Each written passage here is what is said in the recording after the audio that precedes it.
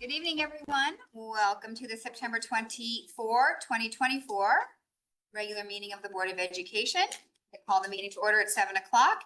With us this evening is Mr. Krasnoff, Mr. Lee, Mrs. Lynn, Mrs. Guernsey, myself, Mrs. Jacobson, Mr. Peterson, Superintendent Testani, and our students that will be represented early coming up on our agenda, which we're so happy to have them here today. But if we could all rise and join us for the Pledge of Allegiance.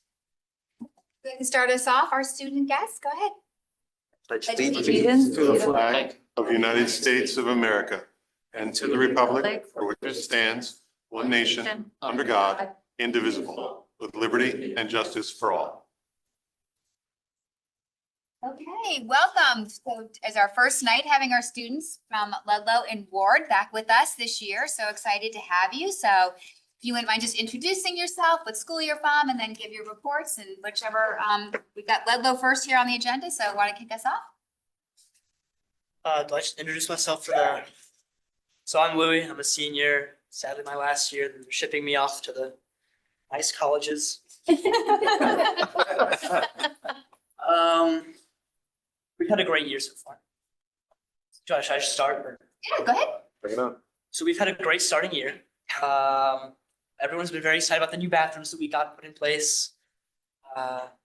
Everyone's very excited. It's all clean. Looks like IKEA. It's perfect. So we're all in good spirits, and we did our activity fair the week of the 8th. All the students got to go down during homeroom. All the students, freshmen through seniors, found clubs they enjoyed and clubs they could go to, and those will be on activity weeks, which are A and B weeks, which are flip-flop between the advisory weeks. So always fun for that. We have college meetings starting. Always fun. Thankfully, the counselors are doing God's work and doing everything for me. All I have to do is write essays. I don't think about anything else. But they very much streamline the process for all of us. And although we dread it, we're very thankful to have them, because otherwise I would be sitting behind my computer right now having no idea what to do. Now there's the college and career fair that's coming up at the Bridgeport Amphitheater. And we've been urging that all students, even the freshmen, all the way to the seniors, go, because it's a great way to see what colleges are like, if you're going to want to go to college, which ones you want to go to, if they have what you want there. And just for those seniors that maybe haven't completely filled out their list yet, they have 1 or 2 schools they're not sure on. The new gym classes had mixed reviews. Some kids like it, some kids don't. A lot of kids like that they don't have to take it the next year so they can focus more academically. But when talking to the PE teachers themselves, they don't like it because they think it affects the students' health. Like they won't be as physically active. Although a lot of students do participate in sports outside of school. Some students choose not to. Their choice completely. But I find it very fun. 85 minutes of gym for me is very nice. I'm an athletic person. I like doing things. We have our ALS awareness on September 30th, which is being headlined by Natalie, who's at her volleyball game today. So we hope she wins. And it's basically just an informative meeting on what ALS is, and it's going to be headlined by her and the volleyball team. And it's also a bit of a fundraiser from what I understand. And then we had the jazz auditions and the chamber orchestra auditions, which are just happened, I believe, a week ago, and they're going to get results back. Hopefully everyone did well. That's about it for Ludlow. Awesome. Thank you. Welcome back. Yeah. Thank you. Hi, I'm Jay Ree. I'm the senior class president at Ward. So good evening, everyone. I would just like to thank the board for allowing us to come back, me to come back, and also Louis to come back, and serving for the goodness of the order, I would say. Secondly, I'm pleased to introduce Nahendra Masalan, who's the Townsend vice president at Ward. She's a junior, so she'll be joining us this year. I'm ecstatic for that. The school year is off to an excellent start. We had a fantastic open house on September 5th, which was 2 weeks ago Thursday. Families and guardians had the opportunity to meet their child's teacher and hear about the great programming we had at Ward. I had the pleasure of giving tours to the families and getting to speak to them. I'm just getting that one-on-one connection with students. I think that was pretty good. And then Nahendra will talk about activity fair. Hi, I'm Nahendra. this Friday during Block 3, we will have our activity fair in our courtyard. And this is a great way to show all the extracurriculars, all the clubs that we have here at Ward. All right, tomorrow during. I do not have COVID. I'm sure if you're a parent or child, you're very familiar with. So please bear with me. Tomorrow during first period, the seniors will be gathering in the auditorium for the college kickoff directed by the school counseling department and our Director of Student Services, Mr. Dane Brown. It'll highlight the college process and other post-high school planning opportunities such as college, gap years, and the military as well. And it will be live streamed for families and make it afterwards.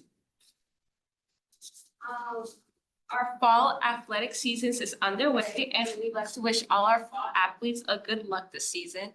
And special shout out to our Ward soccer teams, boys and girls, because they're playing Fairfield Ludlow.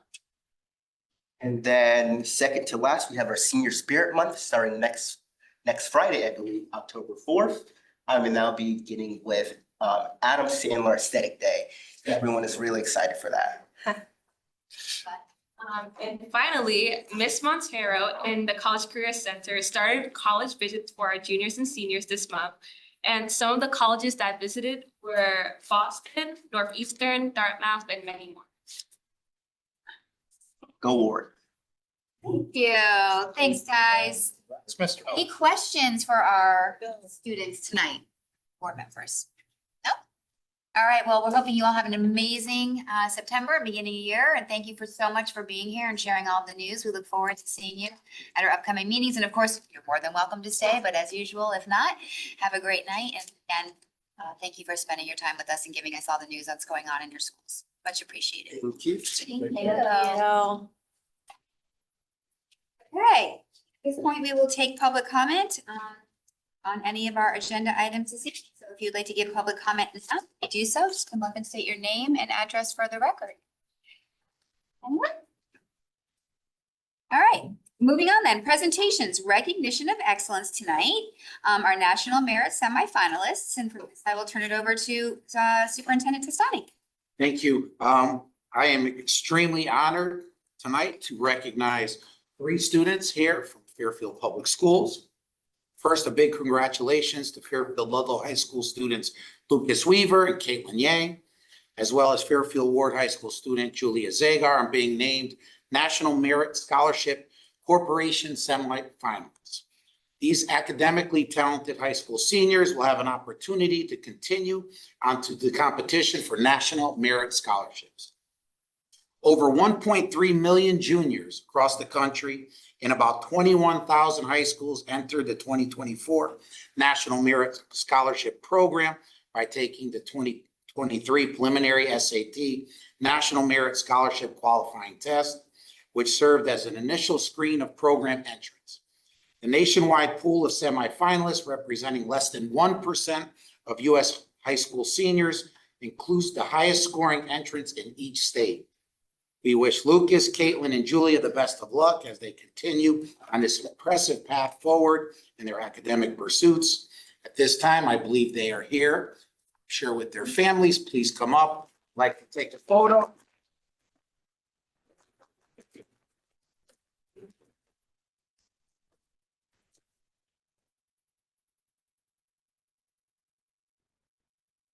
Congratulations. Thank you. Quite impressive. Congrats. Nice to see you again. How are you? Good, good.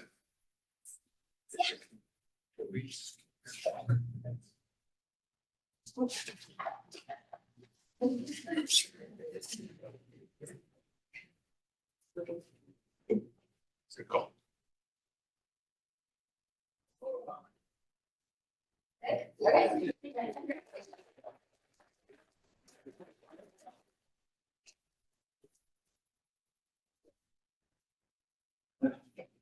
Well done. Thank you for coming out and being here and super excited for you all. Congratulations again on behalf of the board. All right, moving on. Old business, we don't have anything tonight under that. So new business, we have approval of the paraeducator Collective bargaining agreement, the recommended motion that the Board of Education provide funding for and approve the collective bargaining agreement between the Fairfield Board of Education and the paraeducators, CSEA, SEIU Local 2001, CTW, for the period July 1, 2024 to June 30th, 2027. Can I get a motion, please? Motion made by Mrs. Flynn, seconded by Mr. Lee. That's something we generally have comment on, so I'm going to take it right to the board. All in favor? I'm just going to call out Mrs. Rinaldi, Mr. Peterson, Mr. Asa, Mrs. Jacobson, Mrs. Guernsey, Mrs. Flynn, Mr. Lee, and Mr. Krasnoff. Motion passes unanimously with those here tonight. Thank you. All right, first reading of capital non-recurring and capital projects. Mr. Papa George. Good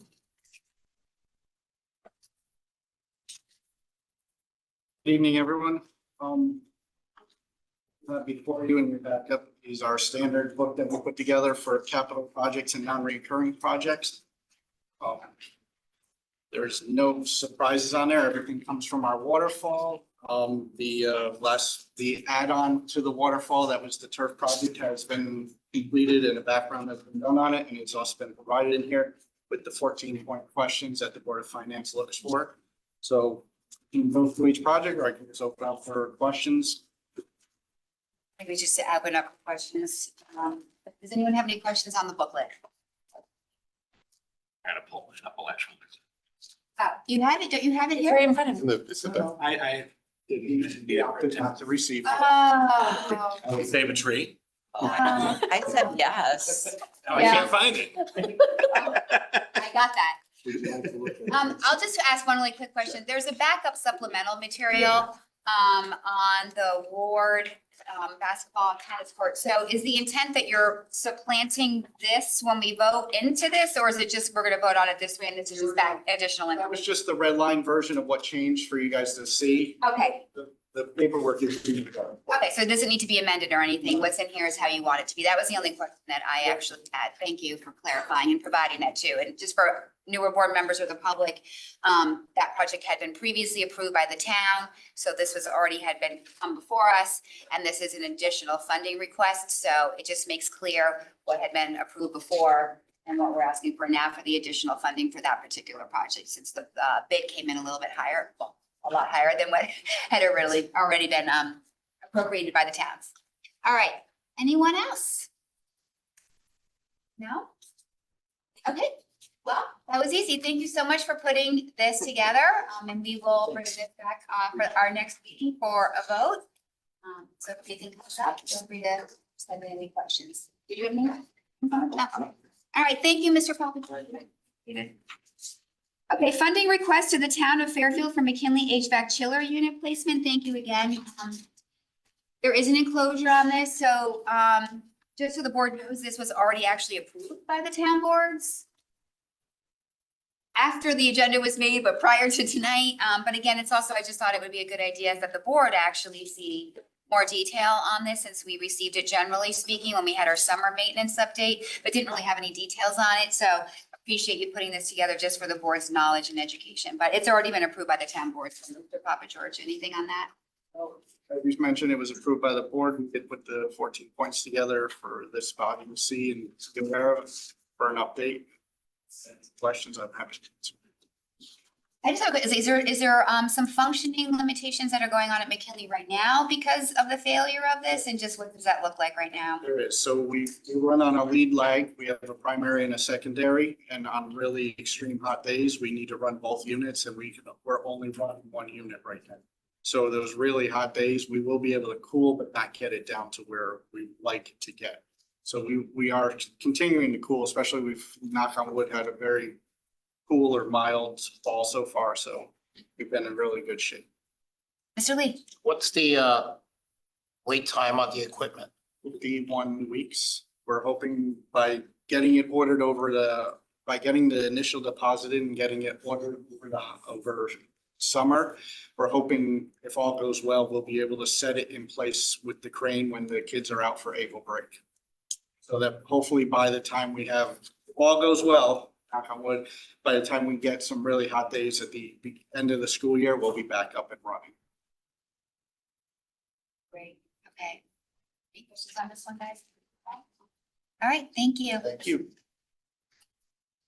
All right, English language arts implementation update, Ms. Gauze.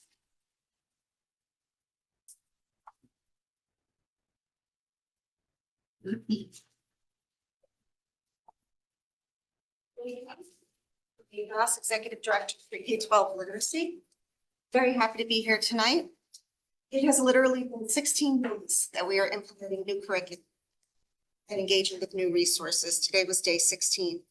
We're utilizing our new 120-minute literacy block that is broken down into 4 main components. First, there's foundational skills. I forgot to mention we have a slideshow going in the background. No text or anything, but just visualize what it is that I'm describing, and it'll just keep going on a loop. So our foundational skills instruction is one component of the block. And then we have a vocabulary and reading instructional component. Then there is grammar and writing. And the fourth, what we call Tier 1 core differentiated instruction, otherwise known as small group instruction. And nested within there is the independent reading. So I've had an opportunity over these 16 days to visit schools. I've talked with teachers, I've been in classrooms to see instruction. And there's a consensus of what they've shared with me about how things are going. So I'm going to share both sides of the coin just for transparency purposes. So first and foremost, they really are happy to have so many instructional resources at their fingertips. However, there are so many that they need to continue to learn how to utilize them in the best way possible for planning and for lesson delivery. So our K-2 teachers appreciate having a very systematic and explicit teaching routine in the structured literacy approach to be able to teach the foundational skills. But they do want to continue to explore ways to facilitate instruction within that 25-minute block that will best meet the needs of all of their students. Teachers have also shared that they appreciate that there's a separate time block for small group instruction, as well as independent reading.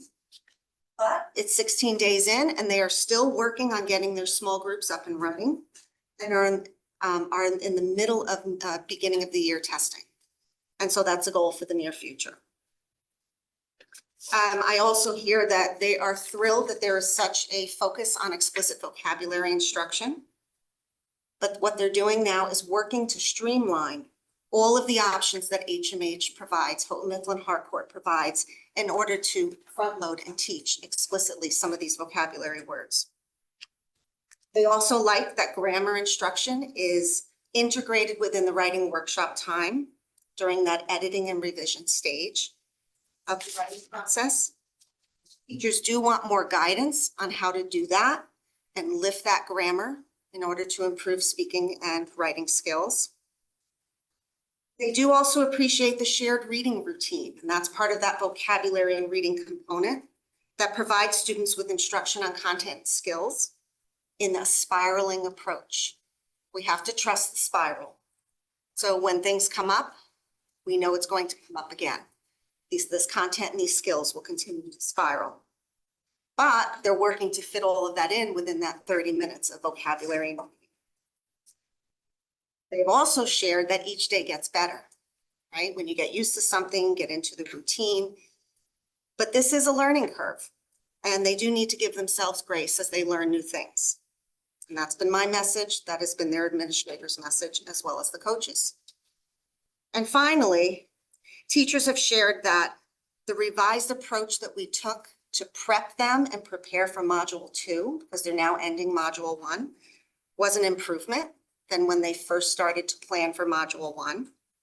However, they have noted, and we've seen, that planning does take a considerable amount of time. So those are the highlights, and that's the consensus of what I've been hearing from all 11 schools. I've also facilitated feedback sessions with our building administrators and our language arts coaches at previous meetings.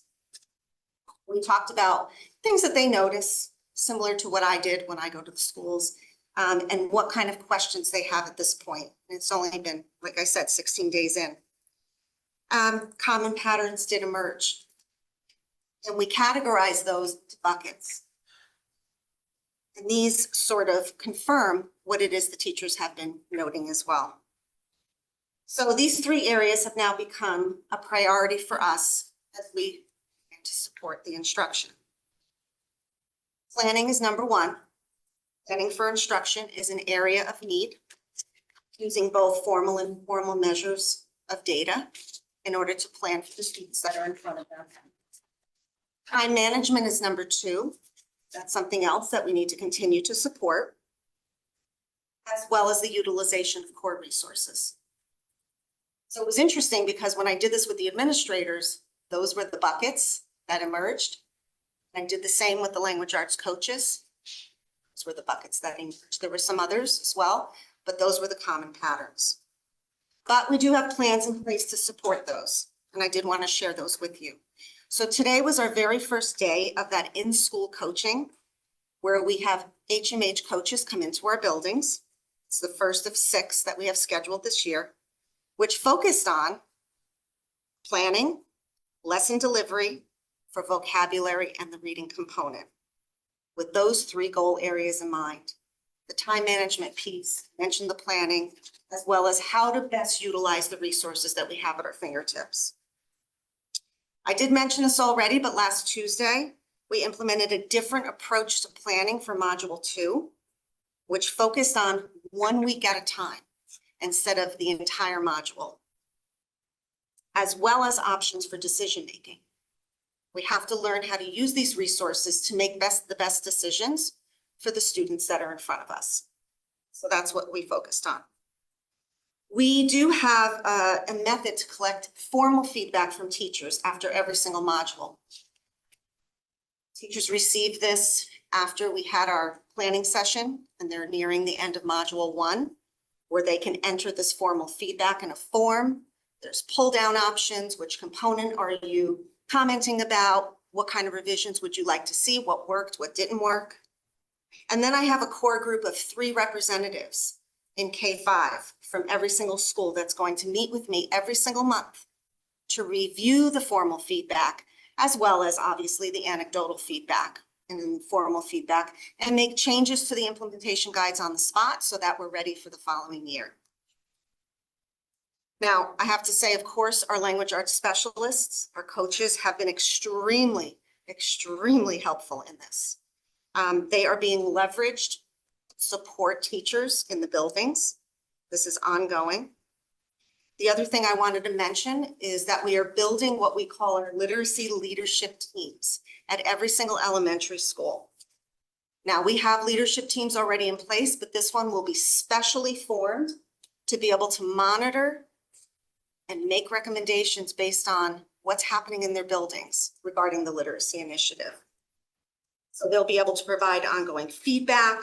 We want them to take their teacher hats off and look at the building as well as the district from a balcony view and have that perspective and keep those lines of communication open between this core leadership team in the building that supports the administrators into the teacher teams as well. We have our Tuesday department meeting times that have been specially designed so that we're really focusing. And remember, I mentioned those 4 components of the literacy block. We're going to be focusing on the vocabulary and reading through December, picking up in January on the structured literacy and foundational skills for 3-5 from January on. Next year, we'll dive really deep into the writing and grammar, as well as the small group instruction. It doesn't mean we're not going to provide support in those other components as we go. Of course, we have to do that. But the leadership team that works with me, my core leadership team, that's made up of Mary Rose Diamond, who is our Riverfield principal, Colleen Morello, who is our language arts coach at Osborne Hill, Karen Myers, who is a 3rd grade teacher over at North Stratfield, Trudy Durrell, who's an ELML teacher both at Mill Hill and North Stratfield, as well as Zoe Dolan, who's our program director at the elementary level for special education. This team really felt that we need to go deeper, in terms of the professional learning to make sure that we're not scratching the surface and we really focus. So that's why there is a design around taking those components one at a time and making sure we go pretty deep.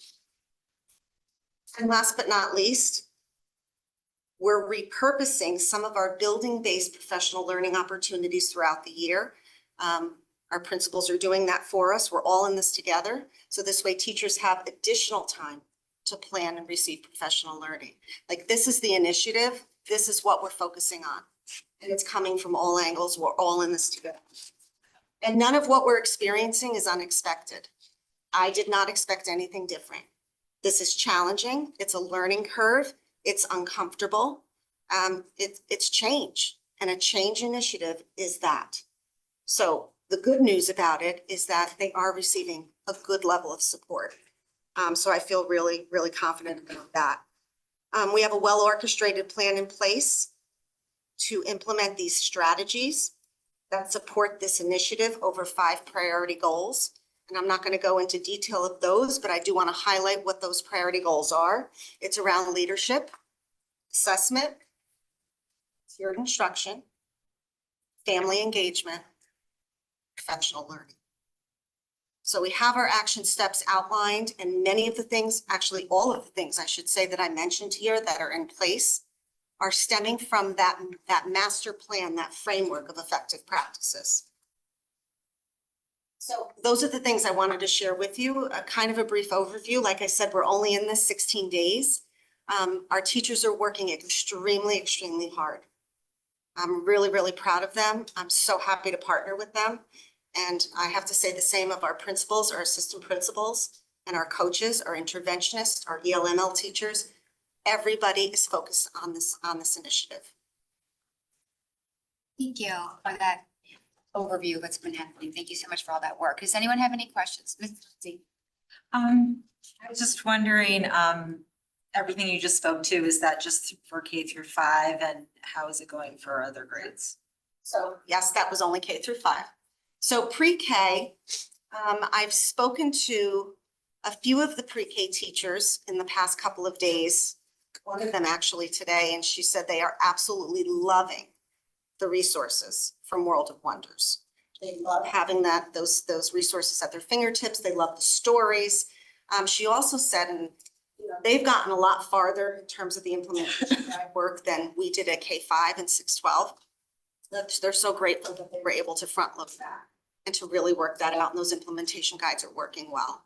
So that's pre-K. 6-12, because they were approved later, they did not get as far with the implementation guides because they just couldn't. They couldn't start them when we did. But they have identified their summative assessments, which are those end of unit tasks at the end of their units. And they're working to calibrate to ensure that, as they're giving these assessments, that they have common expectations and groups and things like that. So what they have to continue working on this year is the learning plan. Are those assured experiences that all students will engage with? And they've also identified those extra, that common text that was supposed to be that second common text. All of that is in writing, and they've done that work. So they're in a different place. Their levels in a different place. Thank you for that. I was wondering also, could you speak a little bit to the concept of the 120-minute block? How is that different from what we did last year? And what does it really mean? Like, are we talking about 120 minutes in a row together always, or can you stop for PE in the middle? Like, I just don't actually understand how it fits into the schedule for the day. And it's the same across all schools, or it's different for different grades. I'd just like to hear more about that. So there were some common parameters that we set as a team, building administrators, program directors, central office. The advice we gave was to make sure that we had the foundational skills prior to the reading and the vocabulary. That could be a common thread. What that they do in terms of the foundational skills will naturally bleed into that vocabulary and reading time. We did say that the writing can be done after a special if needed, or after lunch. There are some buildings that have a continuous 120-minute block at certain grades, but that all depends on the specials and the lunch and the recess and things like that. We also had to consider the grades 4 and 5 math. Grades 4 and 5 look a little bit different. Most of the time, literacy's in the afternoon. But yes, in some cases, it's a continuous 120 20 minutes, otherwise, it's broken up. And I'm sorry, how is it different? Here, like in terms of minutes and structure, I just. So in previous years, there was 105 minutes for reading and writing workshop. It was 60 minutes for reading, 45 for writing. And then there was an additional, let's say, 20 minutes of homework. But to be completely honest, it wasn't consistent from school to school. And that's why we tightened this up this year. And it wasn't just about literacy. We took a look at the entire elementary program. So we added things in like transition time. That wasn't present last year. Oh, no, I'm sorry, it no, it wasn't present last year. We had to add in 20 minutes of transition. So when you had to think realistically, the number of minutes in the day, students had to travel from one place to another, that's not really instructional time. So we added that in.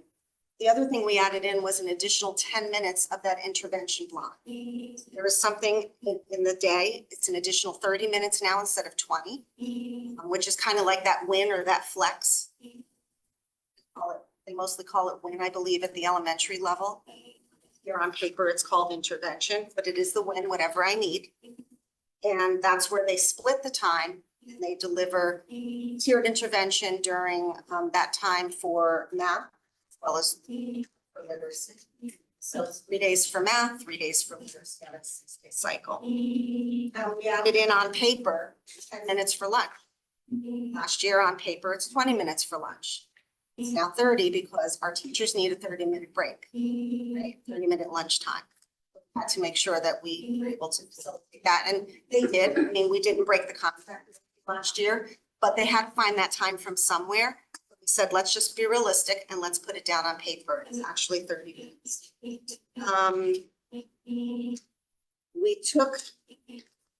We kept, let's see, Science and Social Studies was 45 minutes last year. It is 40 minutes now. Did I just ask a follow-up? When you say 45 minutes, is that once per rotation? No, so we have a pacing guide where they would do a unit in social studies. And then they would do a unit in science. That would take a couple of weeks. So they would switch on and off. So that was very similar. It's just that we changed the time by 5 minutes for each. Can I ask a clarifying? There's one period a day that is dedicated to science and social studies. And it's either 40 minutes of science, maybe for 2 weeks. I don't have the pacing guide in front of me. And then 40 minutes for social studies for 2 weeks. But that's not different from last year, except for the 5. I see, we'll delve into that a little deeper in the October 8th. Right, no, I was just seeing, Yeah. asking specifically. Yeah, about no, the- right. right. No, I'm just talking to Jen. Oh, I'm sorry. Do you mind if I ask one more question? I have Sure, more, go but ahead. then I'll let other people go. We're talking a little bit about like the tier 1 small group instruction and then sort of underneath that, the independent reading. Can you just help you understand and describe what that looks like? And for the independent reading, are they using the classroom libraries for that? Are they like, what actually are they reading? What are the options to them? And what does that look like for students that are at all different levels of achievement? So typically, and I didn't finish, I guess I should have continued answering this. Typically, you do your small group and your vocabulary and reading. Because you have to think about when you move into small group, varying that instruction. Sometimes it's skills based on what their instructional focus is. So a couple of days a week, bring students over because they're the same in terms of the skills that they need to practice. However, you could have taught a lesson on main idea and details and noticed that there are 3 students that need extra support with that. So then you would pull that group over. So the groups are very, they're not really stagnant and they're flexible. So those are the 2 types of instruction you would probably see. When the teacher is working with the small group, the balance of the class can be doing a variety of things. In the younger grades, some teachers set up centers so that students are engaging in the work, following that vocabulary and reading. There might be a vocabulary center. There might be a word work center. Because right now, kindergarten and first graders are not going to be able to sustain for independent reading for 25 minutes. When students are able to do that, there is 25 minutes there in K2, and there is 30 minutes for 3-5, where students can engage in independent reading. And they have beautiful classroom libraries, and that's where they pull their books from.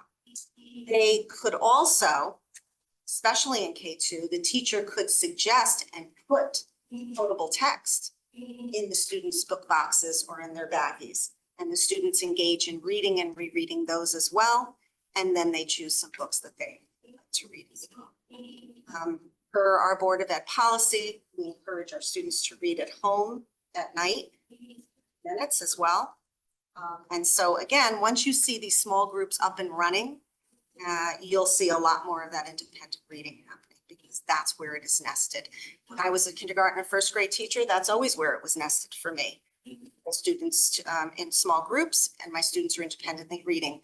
What we did notice today during our coaching sessions is the teachers really wanted to ensure that when students do go off and read, they're actually reading for a purpose. And so I saw, for example, that's the picture. I was at Stratfield today. Oh, it'll come around again. So they taught a lesson on the point of view, right? And the students then went to do their independent reading and had to look in their books for point of view. And they had to put the Post-it on the chart. Is this first person point of view or third person point of view? And so again, we want to make sure we contextualize the learning for students, that when they go off to read, they're going to read with a purpose. And that's something our teachers are used to doing as well. So we will see a lot more of that in the coming weeks. Mrs.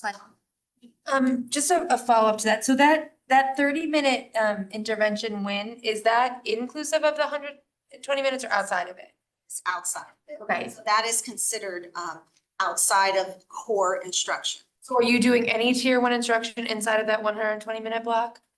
It all depends on what students need. That is the time for students to get their intervention. Right. There are some students who need extensions. And Of so course. it's not necessarily. I'm just trying to get a grasp of how many Yes. minutes are being spent on intervention in totality. And the feedback that you're getting from staff, I think that that's great, especially the formal feedback. I'm excited to hear what our staff is saying. Is the feedback you're hearing consistent across the district?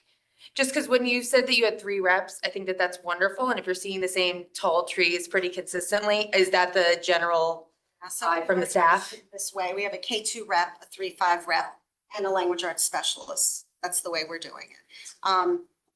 It is consistent, and I do attend some of those live events that HMH offers at night. Not really pushing that yet for teachers because you really have to vet things before you really promote them. And this is the same thing that's happening across the entire nation. Everybody has these same buckets: time management, use of resources, and planning. So, yes. And then just one more, the family engagement piece I think is phenomenal, and I think it'll help quell a lot of concerns that parents have when they aren't seeing the work that's being done, even seeing the pictures of what's happening in the classrooms, and now starting to see some homework come home in my own class. It's been helpful. So any work that you have there that you need our help on, please let us know. Mr. Krasnoff. Hey, thank you for all the work you guys do, and continue to do. I do have a question about the instructional fees. Just from what I've seen and heard, it seems like some of the kids are sitting for long periods of time, especially the younger grades, having to sit and kind of listen. We all know young kids sometimes don't have the best attention spans. Is there anything that HMH has maybe recommended to kind of break it up, or anything that we're looking at doing as a district that might help that a bit, especially for the kids that so for long periods of time? That was one thing I heard of quite a few people. But you can elaborate on that a bit. Sure. So when we're planning for instruction, one of the things that really helped today was that the HMH coaches modeled those brain breaks. And that's nothing new. Of course, our teachers know how to do that. They stood up, they stretched, they did a little game, and then they sat back down. It literally took 30 seconds. and then the students were ready. The other thing that we talked about today throughout the building is that we have our guidance from HMH, right? And if this is the way you would review, they're giving you advice on how to do that in 3 steps because it's gradual release. It's very similar. We used a reading and writing workshop model last year. This year, we're using a writing workshop model, but the reading does look different. However, it's still gradual release, which means I'm going to teach you something. I'm going to model it. I'm going to demonstrate. I'm going to share this information with you, but now you need to practice, and then you need to move to independent practice. Instead of having the students sit there for the guided practice and the independent practice, we talked about how to vary that, okay? Making sure our students are much more engaged and just not listening to teacher talk. So that has to happen during the planning, and as teachers get used to what the guidance is sharing, they have to go back to what they know works, and they know how to facilitate instruction. We have really, really talented teachers. And you know, it's hard because as a teacher, we're a totally different breed. And we want to make sure we are doing the right thing at the right time. And we have difficulty thinking about how to be flexible. We do. I'm this exact same way. And they want to do the right thing, and they want to do the right thing for each and every one of their students. So after today, and if we look at some of the pictures, some of those pictures are from our session today, actually, where teachers felt much, much better about seeing the HMH coach do it and give them permission to vary how they do that instruction. The other thing is, as we get all of our data in and we look to see what our students have, when it comes time for the teacher to read aloud, especially in those upper grades, that teacher may be able to send 4 students off with a purpose to say, you're all going to go and read this and then come back and have the discussion with us. These are things that are going to come. So I hear you. You know, obviously, we want to make sure that our kids are not sitting for long periods of time just listening to the teacher talk. That is not our vision at all. It's just going to take a little bit of time until. Yeah, absolutely. One other No, question, that's been brought up. I'm sure. I heard there's a lot of listening components and not just teacher listening, like actual listening, whether it's on the computer or whatnot. Are we okay with access to that? So we did not purchase any of the online components to HMH. What students do have access to basically is what access to. The stories are there. There's vocabulary interactive. I have not seen evidence of that happening once in the classroom. Our K2 classrooms do not have one-to-one. And so again, that's not an expectation. They do have them in 3-5.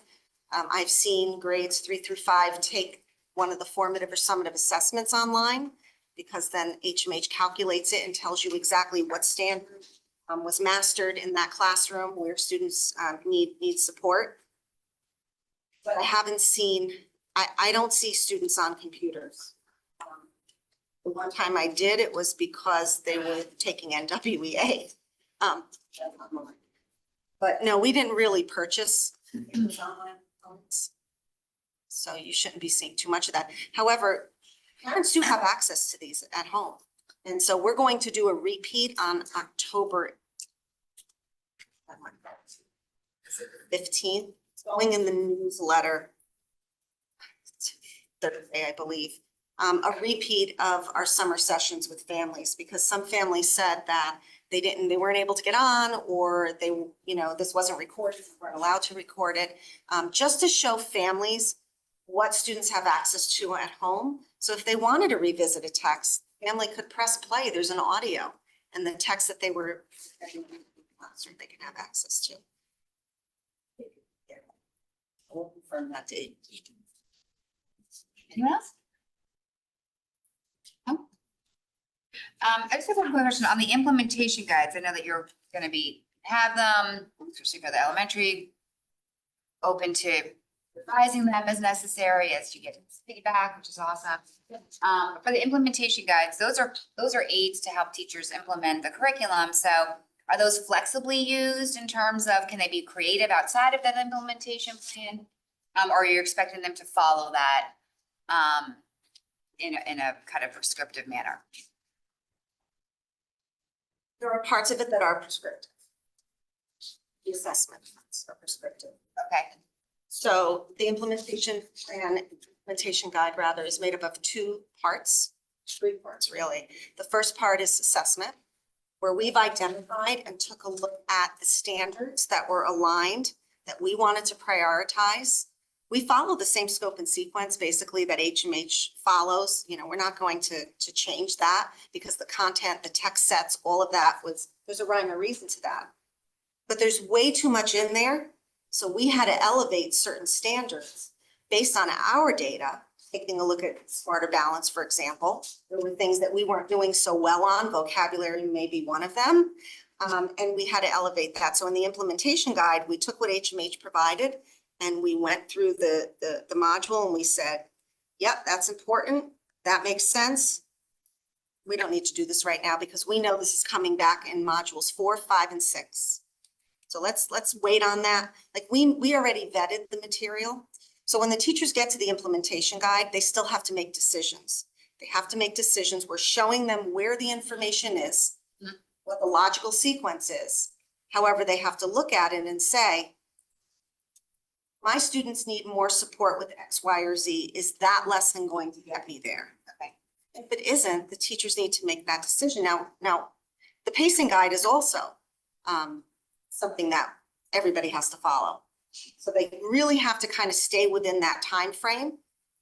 So there is some flexibility in terms of decision making, but they are following that scope and sequence.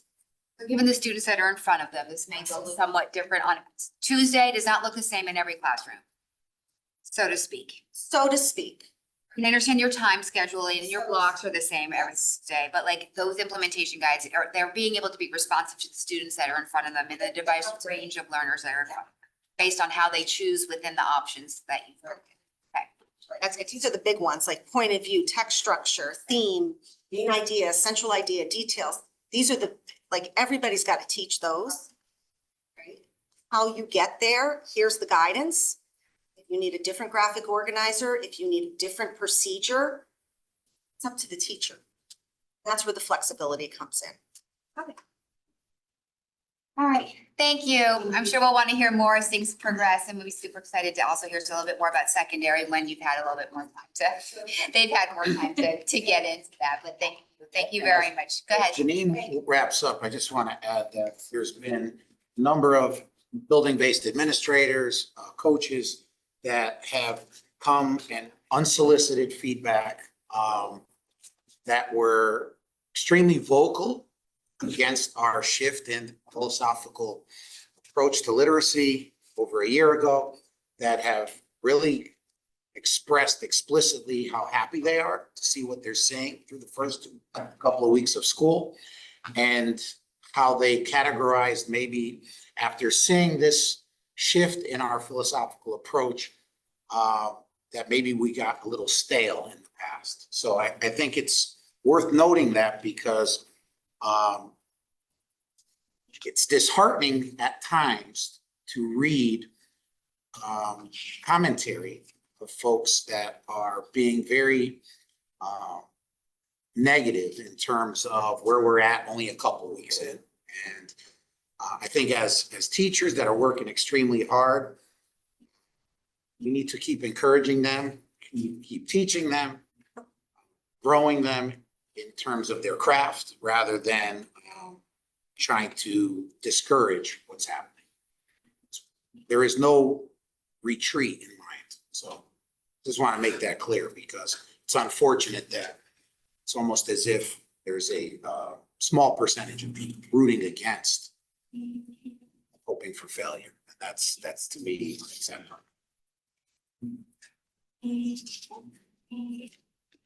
All right, thank you. All right, moving on. You and Maxine Kennelly, as you know, is on her way. yeah. And I don't know if, do you know if she's able to interact via the phone? She's called in. You know if that's a possibility. You would have to do it through her WebEx. WebEx link. I'm not particularly from the web. We probably push all. Item, Yeah. Nick? For the. I mean, policies. I'm just happy wondering. if there's no, and how close is she? I'm sorry, I didn't. Would you mind just taking a second? I can go. She said she was at excerpted. How long ago was that? Should have. Okay, so she's within.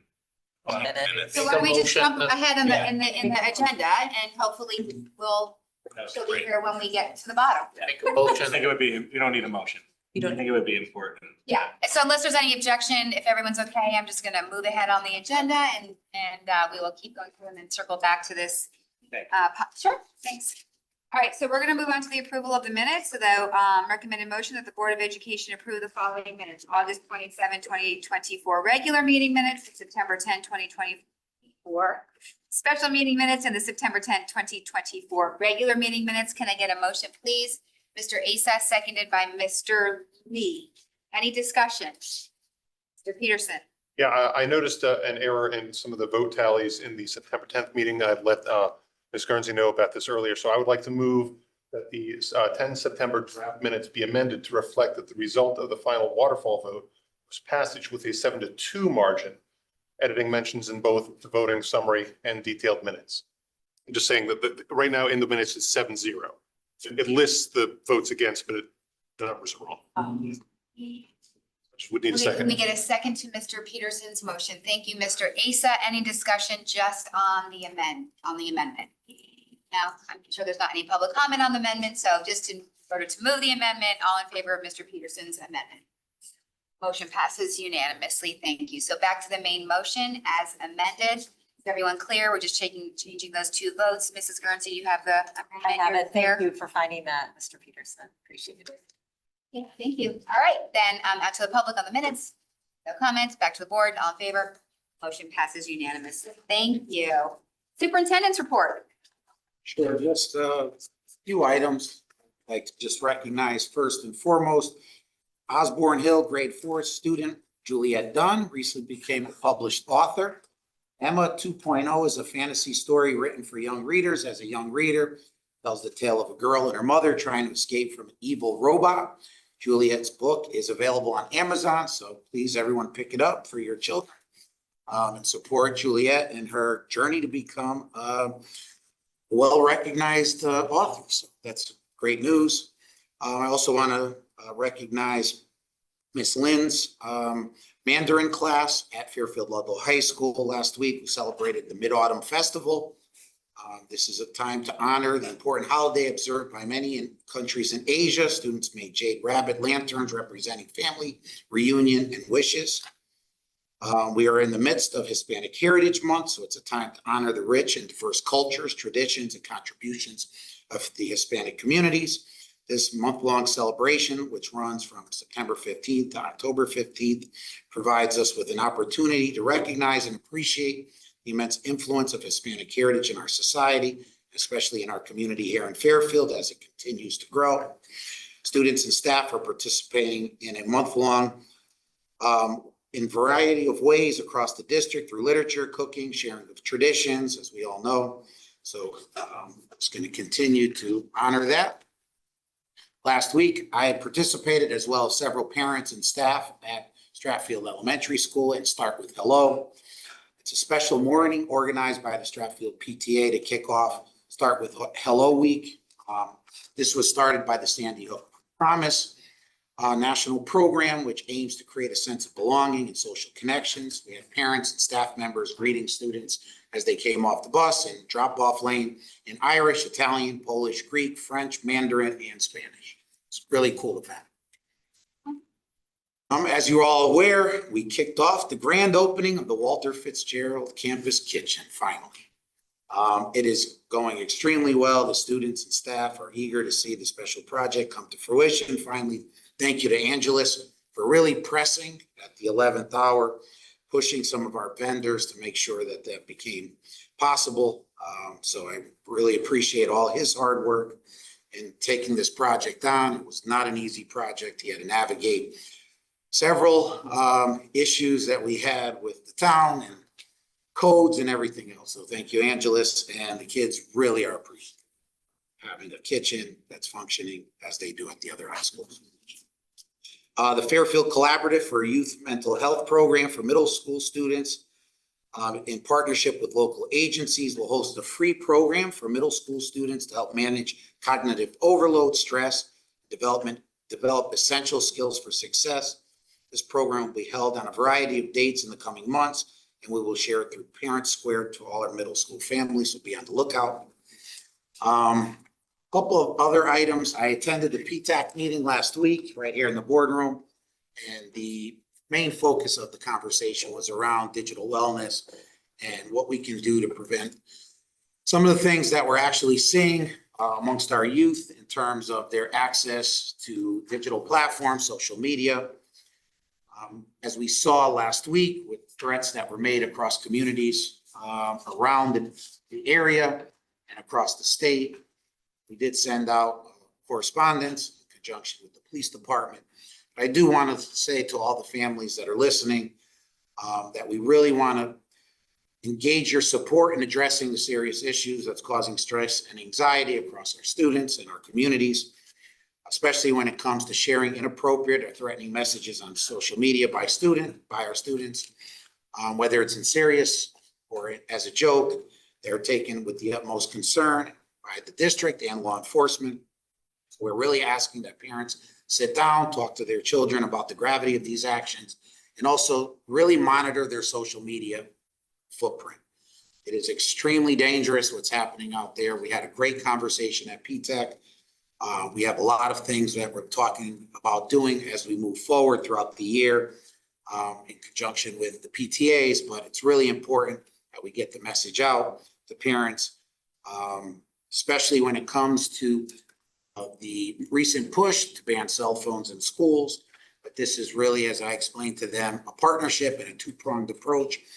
It's not only limiting their time and their access to technology during the school day, but also in the evenings. And I know you and I have had some really strong conversations. And my message to the parents is to encourage taking devices prior to bedtime so that students could focus on a good night's sleep, and the importance of them being able to decompress and feel better about themselves. A lot of the research that's out there that's coming out is really showing that students that do not have access to technology overnight feel better within 2 weeks. So we're really trying to push that and push that message out across our district. Can I ask a follow-up to that? Absolutely. So, thank you for that. It's a great message. I don't know if that's gone out to all parents. Yeah. It might not, I know this is a sprawling meeting, and everyone's listening, but just in case, but also, as it pertains to, our current revision of the library media curriculum, that's kind of where our digital citizenship currently lives, right? I'm sure it lives in every subject, but primarily speaking, where those standards and things come up. So do you see this, I don't know where, I know that we kind of had a preview of that with Dr. Zavajanzik, and some of that at the end of last year. And as we moved into this year, they're rewriting that. But do you see that part being, shall I say, enhanced and revised to a degree that would be more than what it may be? Absolutely. And I think it would be irresponsible if we didn't put forth a more robust Across levels, right? right, embedded into our curriculum. But again, I think it's really vital that parents take a more active role. I know it's not always popular, especially when we talk about our teenagers. We talked a lot about every parent out there. If you can get the Jonathan Haidt book, I highly recommend reading it. It provides a lot of context to the dangers that are and things that our children are going through, especially over the last 10 years and the introduction of social media platforms like Instagram and Snapchat and TikTok, as well as how our smartphones have been transformed. I know talking to someone recently, and we talked a lot about this at PTAC, would we allow students to come to school, put their computer, their TV, their radio all on their desk? And this is what is right here. And as well at night, again, collecting devices to make sure that there are no distractions, because the reality is while you as parents are sleeping, many of our kids are up throughout the night. They're getting notifications. They're thinking about what has been posted, what reactions they're getting to those posts. And it's really disruptive. So really trying to encourage parents as we discuss this, and I'm sure we're gonna get into this more as a board, as to how we're gonna proceed moving forward as a district, but also how this partnership is vital. Yeah, sorry, I just have two questions. The first one was just a question about clarify. Were the parents that you spoke with concerned about the access or technology just in terms of personal cell phones? Were they also concerned about the school issued devices? Great question. School issued devices, we talk a lot about, especially in the elementary schools, the third, fourth, and fifth graders. I told them that we had looked into last year how we can provide a place to leave those devices in the buildings, charging. I have Marco, our new IT director, looking into some really cost-effective ways of doing that. At least starting to move so we can build up, even if we start in third grade immediately and then push on up to fourth and fifth. So I am committed to doing that to them because I think it's important that we can be, again, partners. And if we can show on our end, as a school district, we're here to support them with their children and we can have that dialogue where they can do their part at home, I think would make it a lot easier. Just one other question. I don't know if you're able to speak to the public through the chair, Mr. Testani, about the tree removal, just a general sense for at Osborne Hill. Oh, sure. I can have Angelus come up as well.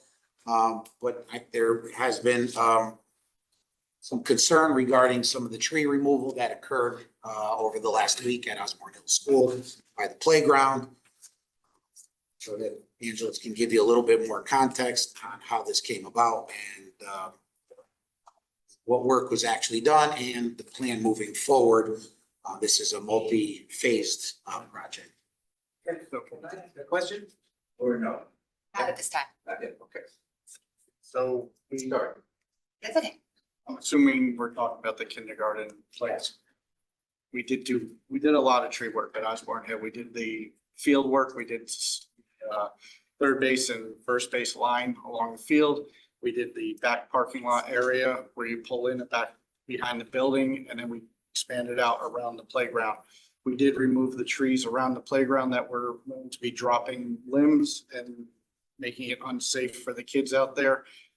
There was one larger tree that was not planned to come down and it ended up getting removed on the spot because there was a large split down the center of it when you got up above looking down on it, and it was considered to be hazardous as well. So that one had to be removed as well. Moving forwards, we're going to be looking at replacing the fence around the playground out of our operating to clean up the fence line, keep the mulch from running down the hill into that area. And we may even look at in the spring, looking at putting some more trees up and putting even possibly a retaining wall. There was numerous concerns about safety in that area. As I said, we have many reports of tree limbs falling on the playground, coming in, finding tree limbs, plus the overgrowth and neglect from that area of the building led for an area for people to hang out. When we removed the trees and the overgrowth, there was numerous beer cans and other paraphernalia found in the woods outside the playground right there.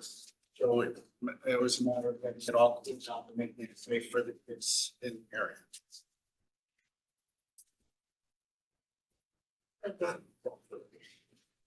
Thanks, Angelos. And lastly, just want to share a memo that was sent to the Board of Finance today. Just copy around. So yesterday, Mrs. Jacobson and I both received email from the chair of the Board of Finance, Ms. Charlton, regarding the upcoming capital planning workshop on Thursday. And it was asking for the Board of Ed, Fairfield Public Schools overall facilities plan, the process undertaken, how priorities were established, and the key assumptions that were used, enrollment and other things. And so I'm not going to take full credit for this. I'm going to give the credit where credit is due. So Mrs. Jacobson Collaboration. and I collaborated. She did a lot of the heavy lifting. We put together a detailed, almost two-page memo, as you can see, on what processes were followed by the Board of Education. All the way going back to the needs that were identified through the redistricting process, what we found to be deficiencies in our schools, and what the board has done moving forward to prioritize projects in order to meet the needs of the district and the community. So you can take a look at that. So we will then present not only the memo on Thursday, but also our waterfall, and begin a dialogue with the Board of Finance on the projects that we have on the waterfall, and explain, if necessary, how these projects and priorities came about. Just one quick thing. I'm sure somebody on the Board of Finance will say something, but the date at the bottom of the first page, October 24th, 2024. That's not I mean, we're good, but we're not. Oh. good. Oh, And sorry. more importantly, it was 2023. So just, 2023. yes. But thank you for the summary. Thanks for the catch. Yeah, so it came in yesterday, so, We jumped into yeah, I action was quick. just like, well, try to summarize 2 years of all the work that we've done together. Thinking that a year ago, we were talking about like 4G and 4F at this point. Just try to hit some of the highlight points and some of the timeline that we've done. So appreciate you putting that together so quickly. And, just a reminder again that Thursday we'll be meeting with everyone at the capital planning workshop on our end. Town is going tonight. So just wanted to put that out there as well. So thank you very much for that. Mrs. Maxine Kennelly. We moved on and now we'll come back. I was listening. Welcome. Yes, go back to our agenda item E. So we've got the review and readoption of policies. So I'll just go to the recommended motion that the Board of Education readopts the following policies without changes. I would love someone to waive the reissue. Thank you, Mr. Asa. Any objection? And so I'll move this item. Motion, Mrs. Maxine Kennelly. Before we can amend it, I gotta put it on the table first. I know. I'm making Oh, a okay. motion. Mrs. Maxine Kennelly moves, seconded. Mr. Asa. Any discussion? Mrs. Maxine Kennelly, yeah. Yeah, so I'd like to make, of course, I just lost it. I'd like to make a motion, which I did send to Mrs. Guernsey and which I did. So I move to delete policies 3323 and 3516.3 from the motion for approval. 3323. 3323, what was the second one? 33 and 3516.3. Excellent. So you're gonna revisit them? Oh, sorry. Well, I just need to make the motion first. Okay, a second to the motion. Mr. Peterson, thank you. Discussion just on the motion. Mrs. Yeah, so just to explain, thank you, Mr. Peterson. First of all, the catch that CABE did not, which is that 3516.3 is a duplicate. They caught other duplicates, but they missed that one. So we have to go back to policy, just simply decide which one are we keeping. This wasn't the language discussion.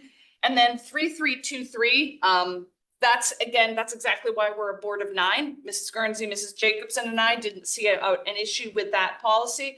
Mr. Peterson asked the question of, does this actually reflect what we're doing?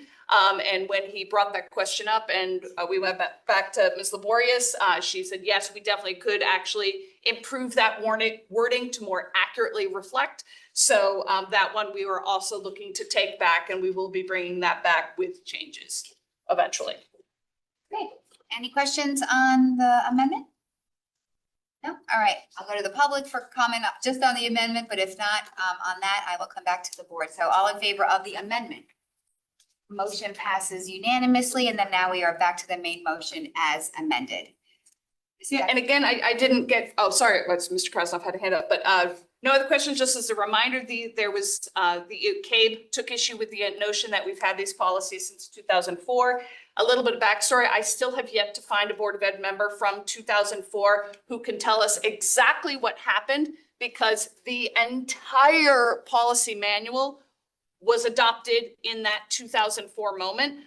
Don't know how they did that, considering what it took for us to do this very tiny list. But so these are ones that have not been touched, updated, or anything else since then. And these were the ones that at the special policy committee meeting in July, we saw as being fine as is. And thus we just wanted to one and done them. One and done them. All right, any discussion on the main motion as amended? No, all right, out to the public.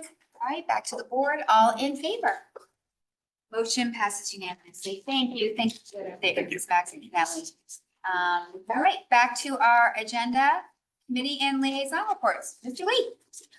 Just update HVAC IAQ commit, project. Just remind everyone that, they're gonna continue going into classrooms at night on the holidays and anytime there's no school to complete the job to get them all hooked up, ready to go for the summer. They're still on schedule and as always at budget. The second part is we'll have final pricing on, on the second and to the second phase shortly. And that's basically on that. And on SEPTA, their first meeting is Wednesday, tomorrow at 7 p.m. Thank you. Mr.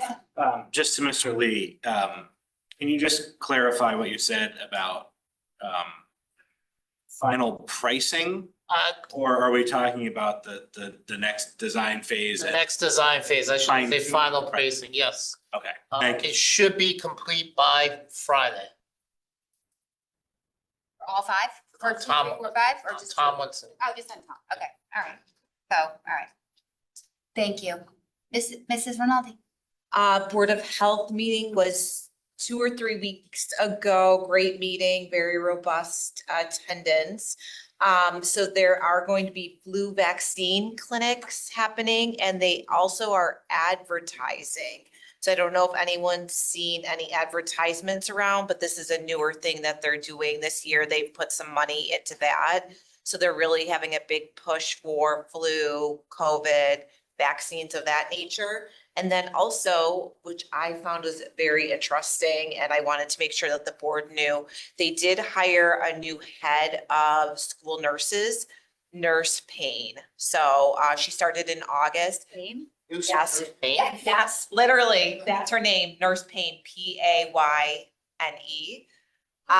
So she comes to us, she has various degrees and she comes to us from New Canaan.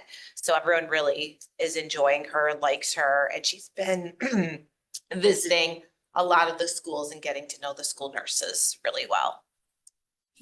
I just piggyback, because I didn't know if you were gonna report on it, if they had it at the meeting, but there are school nurse job opportunities for anyone out there, part-time and substitute nurse positions, so if they can go to the town website under employment opportunities, we're definitely in need, so. Okay. I didn't know if they talked. They didn't speak to that, so thank you. Mr. Krasnoff. CES unveiled, or these kids were in it already, officially opened their new campus. It was very well attended by some of the students who said the national anthem, which was great, and talked about how they work, what they do with the community. Representative Sarah Kitt was there. Tony Wang showed up as well. It was a very well attended event and they're really happy. The facility looks really, really good. I just made a comment. Sure, that- Mr. Krasnoff, I just want to say thank you. Because since you've been on CES, we've gotten more updates on CES from the last time in the almost 8 years I've been. So Assign me, I do my job. Were you the CES rep Absolutely. before? I was. I figured. Period. I think we all were for like a day. We've all done a little round. It's almost like 1 o'clock on Wednesday. Come on, Davey. Keep it coming. It's a good Thank time. you, David. All right, Mrs. Mexican. Two things just regarding policy, just once again, a heads up to everybody. We've got one list down, the next list coming to you, which will be for a first read and then a vote. It is more substantial. It does have content changes. So please take a look. Again, it's going to take a chunk of time. So just a heads up about that. And again, We certainly really appreciate having 6 new sets of eyes taking a look at them. As you know, obviously Mr. Peterson proved, it really is very valuable for us. We have the lens of 3 people, but you know, there was a lot of work that was involved in that. Secondly, just for Parks and Rec, as probably if anyone knows driving past it, that Roger Ludlow Middle School has broken ground. The turf field construction is underway. Unfortunately, it's definitely going to take until the spring. I can only hope that it's going to be operational for spring sports. No promises about when, but just exciting to finally have that done. And just to let this board know, Mr. Asa especially, but everyone, of how excited Parks and Rec was to hear about the vote at our last meeting regarding the Ward turf field. So again, not trying to jinx anything, but it was, you know, they were very pleased and rather stunned to hear that we had taken that move. Mr. Kelly, can I back up? I just want to, since the board will be receiving so many first reads, can we clarify that little piece about how the audit will be one list, but policies that came not through the audit are going to be separated out, just so everyone understands. If you want me to.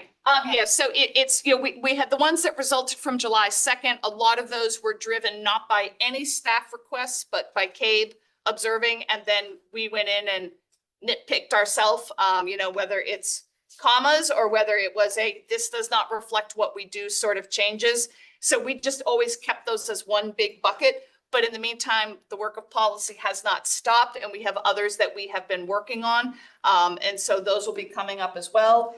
We're trying to, hopefully on Monday, the 30th, we should be finishing class size, but we've had others as well that we've been voting on. So we kind of keep those, and I can't quite explain why we keep them as 2 separate buckets, but we do. So You wanted to be able to keep track of well, that. it's, yeah, I guess. And also just to know that one is generated by that CABE audit. Again, you know, big thanks for the push to get that done.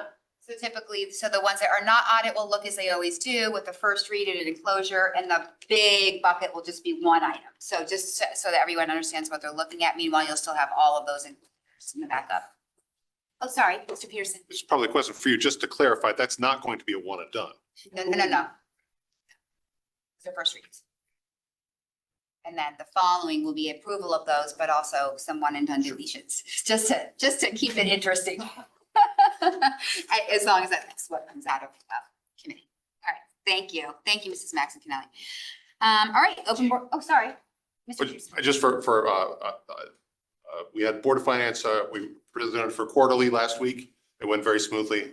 That was nice. We also at that meeting, Board of Finances was alluded to earlier, approved allotting a certain percentage of the town side surplus last year to the McKinley Chiller. So that was what was talked about earlier. And then just capital planning workshop on Thursday. Just wanted to throw that in.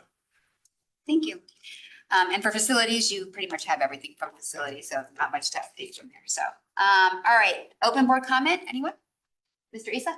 No, go first. I just wanted to see if I could just take a minute. As Mr. Testani spoke very well of, about our roles and responsibilities as parents and helping our kids with social media, I'd like to ask that we can also do something similar with the extreme influx of scooters and e-bikes with our students. So many kids are utilizing these means of transportation to and from school. And so many of them are doing it in a safe way, following the rules, following the laws, wearing helmets. There is also a huge percentage that are not. And obviously, I would hate for anything to happen out on the roads, but I would also hate for something to happen on our school properties. And my plea with every family out there that has a child that has an e-bike or an electric scooter or any kind of mobility device that they're riding, to please talk with your kids and encourage the safe behaviors. Some of these e-bikes can go 40, 50 miles an hour.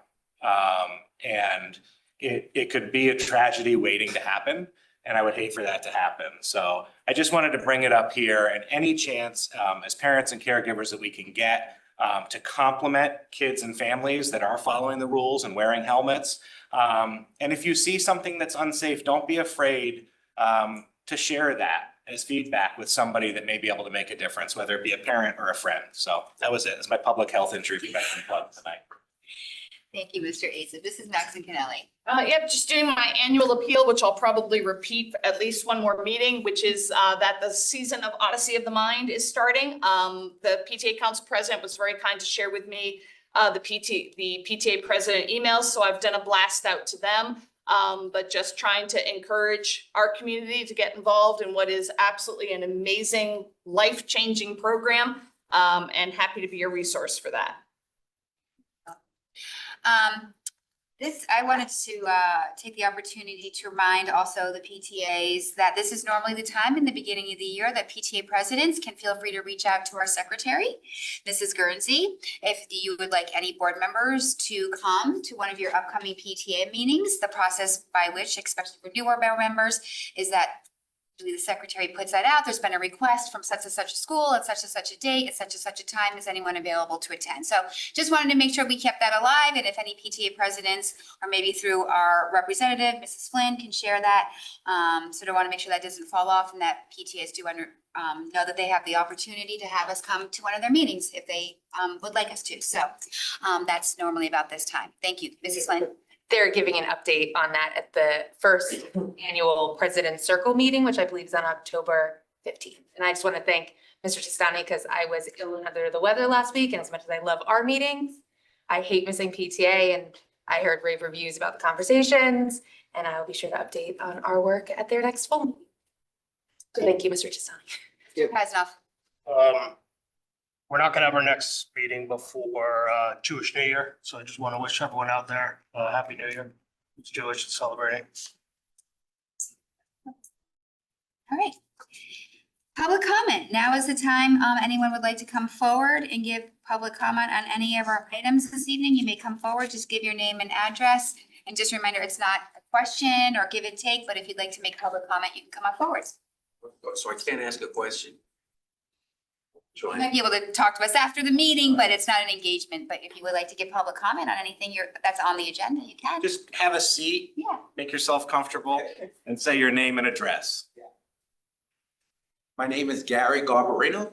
I live at 1308 Stilson Road, Fairfield, Connecticut. Both my children graduated from Ludlow, both in graduate school and PhD programs. So they got a very good education here and I'm very proud of them. I just wanted to make a comment about, I actually wanted to ask a question, but I'll just say my comment is, I wish I could determine how curriculums are determined at schools. All right. What determines what the school teaches children between the ages of, 2 and 16, 17, what determines what is going to be left to the parents to teach or outside entities, and what's going to be taught at the schools itself? Because I feel in this day and age, all right, there's so many things happening to the population. Particularly, I'm very sensitive around the process of driving. All right, you have new teenagers. The statistics are mind-boggling. 16 to 18-year-olds get into like 4 times more accidents and have 4 times more fatalities than anybody else. The reason for that is because they don't have the experience, because Connecticut, not just Connecticut, but every state in the country just makes you pass a physical test. They don't want to know that they don't test you on what I would call the science. So I was just trying to figure out where, what is determined, like why, I mean, when I was in high school, which was 50-something years ago, we had driver's ed and things like that in the school as part of it. It wasn't a curriculum, but you were able to take driver's ed and it was there. I didn't think that the program was all that great, but at least I can talk to you after the meeting about curriculum in general and other things about the driver's ed that I do believe has been offered through our high schools, but we can talk to you a little bit more about curriculum adoption after the meeting. So thank you so much. No problem. If I could just make one more comment about the e-bikes and stuff like that, drives me crazy. But anyway, I think that, I don't know why the state of Connecticut does not force licensing and registration for any vehicle that is not maneuvered by your own physical strength and can go faster than the speed limit. Absolutely crazy. I don't know why they let these things go completely. Thank you for coming and waiting till that time to give your comment. I would like to thank you for having such frequent meetings and enabling us to come and make comments. Sure. And with that, we will go, unless there's anyone else, was there anyone else for public comment? No, okay, all right. Adjournment, recommended motion that the regular meeting of the Board of Education adjourn. Mr. Lee, seconded by Mrs. Flynn, all in favor? Oh, it's too early. Oh, you. So PS, I'm banking these minutes. No banking. We're banking minutes. No banking. All in favor? All right, motion passes unanimously. Thank you, everyone. We didn't Have a vote great on the night, banking. everybody. 8:30.